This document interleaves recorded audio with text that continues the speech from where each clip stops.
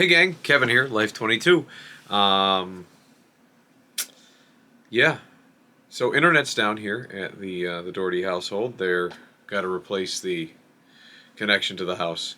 So here we are testing out the Sony ZV-1, trying this out, and there's a lot of cool features to it, and I'm still learning it. But um, this will be a test.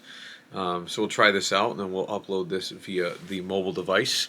Um, yeah, it's no internet. It's almost like we're like going into the reserves for like we don't have any beer in the house. So like, yeah, I'm drinking White Claws. Oh well. Anyways, breaking news report tonight. So I was going to review a meeting. Obviously, I could have done it on my La Computadora and then uploaded it to my phone and then uploaded it to the internet. Pain in the ass. And I didn't have time because guess what? Guess what happens when your internet's down? You got kids that their Fire Sticks don't work. So guess what?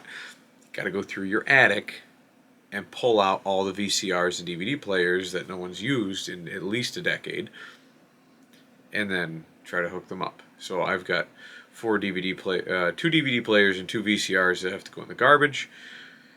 I had an old Xbox 360 that I just bought for my little brother because I was like, yes, one of the kids will want to play this, and it came with 30 games, and he was like, $100, blah blah blah. Yeah, okay, sure. Had it sitting in a box like for a month. Finally, pull it out. Got one of the kids done. The other two DVD players worked. We're good to go. But that ate up like majority of my night. So here we go. So I'm sure most of you may have heard, and if you haven't heard, Buddy Crum has passed away. For those of you who don't know, he was the younger of the two Crum brothers. We call them Crum brothers, and I believe, and I could be mistaken on this, but the theory always was that Roger, the older of the two, was actually the father of Buddy. They were father and son duo. It's just a rumor. I don't know. I'm one of very few people that understand Crum. Roger can only speak Crum. It's a cross between like broken Martian and English. Especially they speak so fast, and sometimes Buddy didn't ever realize that he was speaking Crum. But yeah, Buddy passed away. Apparently, it was kidney cancer, kidney failure, one of the two. Anyways, so that's an epic.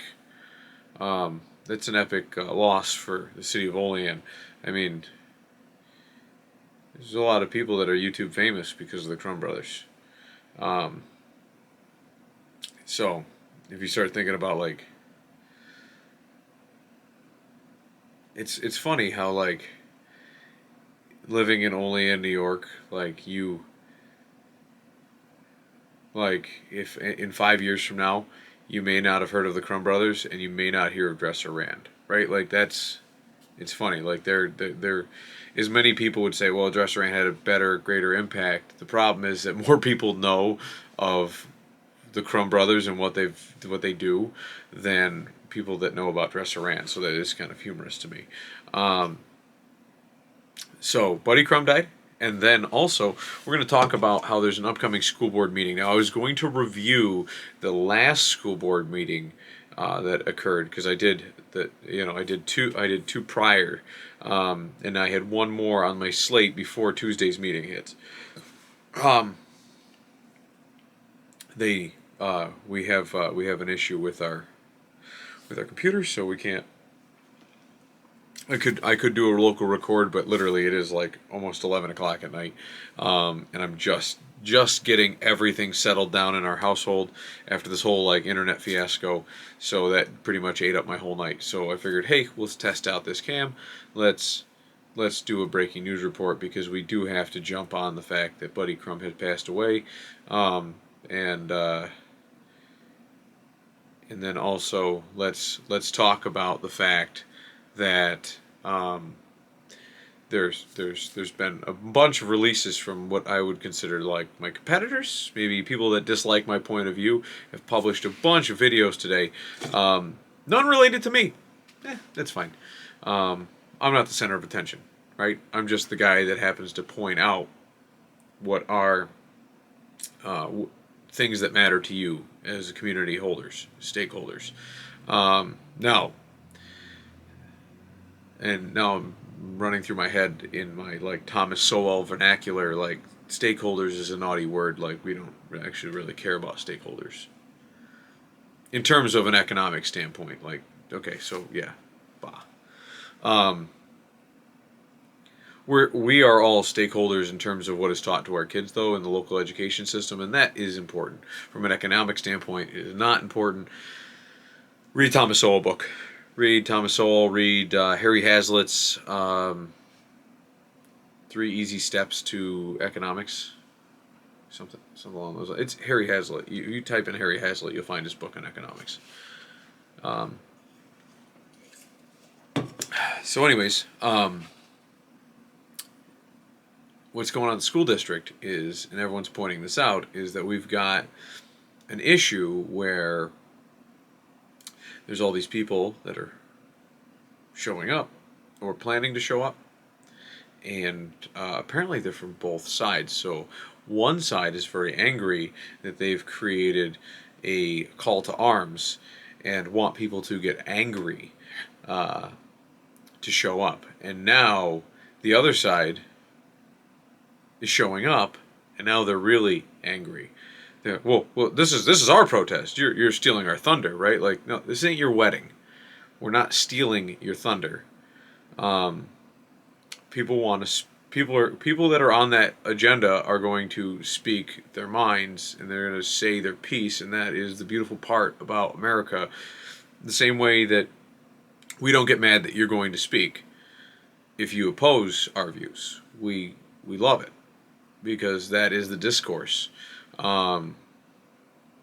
We disagree with you to the point that we hope that no one listens to your points and starts making changes that are unfounded. Like when a building's not on fire and you're screaming about fire, we hope that the fire department doesn't show up and put out a dry building that is not on fire and makes it soaking wet, and then we have to demolish it. We have to disassemble our system. Our functioning, proper, and dare I say, equitable system. You guys throw around equity like it's peanut butter. Equity is just let's just slather it on there. Equitable. Everything is equitable, right? Well, in reality, I think equitable means we all end up at the same place, which is not true. But equality means that we all have the same opportunities to succeed, based on your own motivation, your own ability to achieve.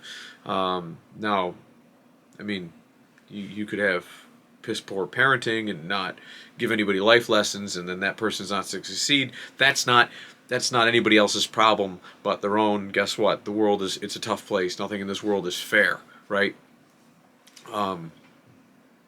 It's just what it is. But there is going to be a melding of the minds, if you will, on Tuesday, and everyone's now concerned with the additional that they brought up. They moved their executive session prior to this meeting. Now, or the beginning of the meeting versus typically at the end, they'll do their executive session to discuss, and most executive sessions discuss personnel, the ongoing lawsuits, New York State open meetings law. You can look for the excuses of what they're allowed to go into executive session for. Personnel matters, ongoing lawsuits, negotiations, the sale of real property. There's a few different things that they're allowed to go into executive session. I believe there's 5. I could be mistaken on the number, but it's close. It's under 10. I mean, there's like a 4 to 7 different reasons they're allowed to go into executive session, and they disclose it before they enter executive session, but they're not required to put it on their agenda, the reason why they're going to executive session. Also to mitigate the speculation why they're in executive session, and you know, like ongoing lawsuit, like you mentioned real quick, and you talk about the ongoing lawsuit. You don't have to draw attention to it, because guess what? If there's an ongoing lawsuit, you don't bring attention to it, because that could cause you to lose said lawsuit. You don't need to be drawing attention to lawsuits until they're resolved. That's legal battle 101, right? Unless you're on the opposing side, at which point, like, let your opponent talk about it, try to draw as much attention to as possible, make them talk about it, and then win. That's not why they're going into executive session, though. Let's talk about this. There's rumors flying around the school that Superintendent Rick Moore has resigned or retired, or one of the two. He is no longer there. And so the so anyways, there's magistral powers that are given to an entity like the school board, and then they delegate those powers to the CEO of the board, which is the superintendent in a school district. They are a strong council, weak mayor form of government. They give him the power to do certain things, or her certain things, and what happens is that if he's no longer there, who runs the meeting, who makes these decisions, who does this, who does that? Well, that becomes an issue. So right out of the gate, they've got to call together their meeting and then most likely discuss who is to be appointed interim. No, I don't know if that's one of the reasons they're allowed to enter executive session. But this discussion will happen.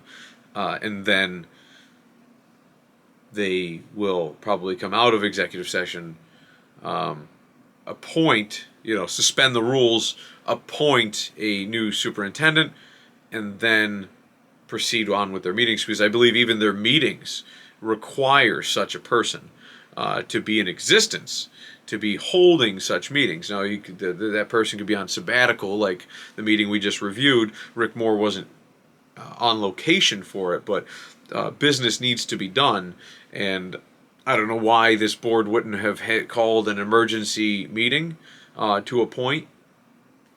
The city had to when the city had to do it because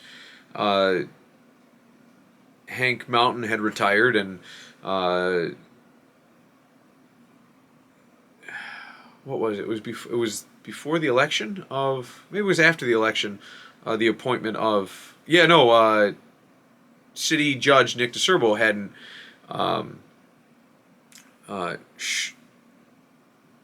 city attorney Nick DeCerbo hadn't been appointed as the judge because it took until like January something or other, and then he was officially sworn in. And so in the interim, they had to throw an emergency council meeting together to appoint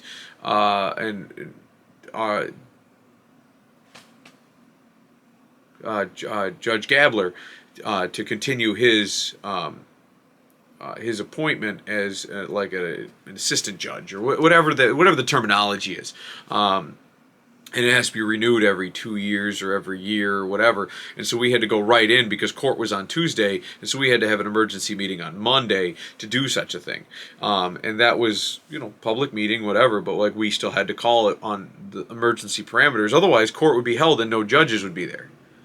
So, like, they'd have to postpone all the court cases, and with COVID and everything like that, it was like a big deal. So, obviously, things like that have to. That's right, Hank Mountain. Yeah, it was Hank Mountain, and then Danny Palumbo, and then Dan Palumbo had retired. So that's what it was. So that, and had we not renewed Gabler, there would have been nobody, not even an assistant judge available to the term, and those things like that happen. But you have to throw an emergency meeting together, and I don't know why they even thought that they couldn't have an emergency meeting. And they're throwing it at the beginning of a regular meeting. They're waiting this long because these rumors have been circulating for a few days now. to get to where I am. I know my competitors, and well, I call them competitors. My opposition in ideology towards where a school board should be or what they should be doing or on certain current issues. So that opposition has no idea. They assume it's just so they can, squell public comment, which they're not going to be able to rule on any of the decisions that they're just, any of the stuff that they're talking about or asking about, because also their hands are tied by state mandates and things like that. So your best bet is to call your liberal executives like Kristen Gillibrand, Chuck Schumer, and all those other boneheads, and call them and say, hey, we want you to get a D&I committee going. And oh, wait a minute, they do have a diversity and inclusion equity committee going. Which I still think is nonsense, regardless, because hey, we are like, it's like, hey, we live in a utopia where, hey, like in the 1960s, 50s and 60s, people were being like, treated piss poorly because of the color of their skin, and like there were lynchings and there were all these other things, and then actually there was actually lynchings on both sides. There were people that said, hey, no, you should respect us, and they would like lynch white people as well. That's always downplayed, but anyways, there was civil unrest, and that stuff has swelled itself to the point that like people are living in damn near harmony up until the last like decade, where everything is being more and more polarized, especially with the invention of the internet and streaming services like this. And now we've got people that are screaming that there is no inclusion, no diversity, no equity. I mean, affirmative action has just created things like affirmative action have created more reverse racism. Hey, you know what? We've been oppressed for so long. We're going to make sure you lose jobs. Like, well, wait a minute. I thought it was the best person for the job. No, it isn't. It's about who if you meet certain criteria. Color of skin, things that I was raised in a place in a time where the color of your skin doesn't matter. It is the quality of the quality and content of your character that matters. It makes a difference in this world, but apparently that doesn't matter anymore. Martin Luther King's ideals have been thrown out the window, but to each their own. Yeah, so that's really the reason why the school board is meeting and having an executive session beforehand, is most likely to appoint the interim person, which I would just go ahead and say would probably be Aaron Wolf, be the acting superintendent. I believe he's the assistant. See, I don't get a lot of their breakdown, right? Like, the tiers. You got the president of the United States, and then like the acting colonels and how they branch out. I'm not really familiar with their structure in how this works, but I know Aaron Wolf is like second in command to Rick Moore. Most likely you'd make him acting superintendent. So things like this. So we're going to end with the fact that we appreciate every one of you who voted last Tuesday in the election, because elections matter. That is your constitutional duty to vote, regardless if you vote on my side or not. And then we are also going to end with the fact that we encourage each and every one of you active voters, children in the school district, people that own property, pastors who don't own property, don't live in the school, don't live in this district, don't have children going to the district, but their flock resides in this district, or they pay any amount of money to the federal government in any which way, shape, or form, because that would also make you responsible for the taxes that trickle down to our school district. Hence, you can speak at any school board meeting you want to, because this is America. And so hopefully we'll see you all at Tuesday's meeting and at the school board over on Sullivan Street. And other than that, we'll catch you probably tomorrow. I need a good night's rest so I can crank out some YouTube videos tomorrow. We'll catch you guys soon. Peace.